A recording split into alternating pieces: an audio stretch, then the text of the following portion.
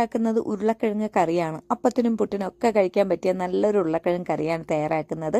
അപ്പോൾ അത് ഞാൻ കുക്കറിലാണ് ചെയ്തെടുക്കുന്നത്. വളരെ എളുപ്പത്തിൽ ചെയ്യാൻ പറ്റും. നല്ല ടേസ്റ്റും മണമൊക്കെയാണ് ഈ കറിക്ക്.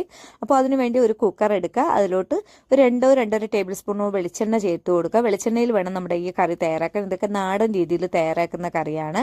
അതിലോട്ട് 1/2 ടേബിൾ സ്പൂൺ കടുക് ചേർത്ത് കൊടുക്കാം. ഇനി ഞാൻ കുറച്ച് ഇഞ്ചി ചതച്ചതാണ്. ഞാൻ ഈ ഉരുളക്കിഴങ്ങ് കറിയിൽ വെളുത്തുള്ളി ചേർക്കില്ല കേട്ടോ.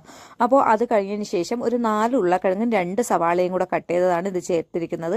ചെറിയ രീതിയിലാണ് കട്ട് ചെയ്തിരിക്കുന്നതൊക്കെ നിങ്ങളുടെ ഇഷ്ടത്തിന് കട്ട് ചെയ്യാം.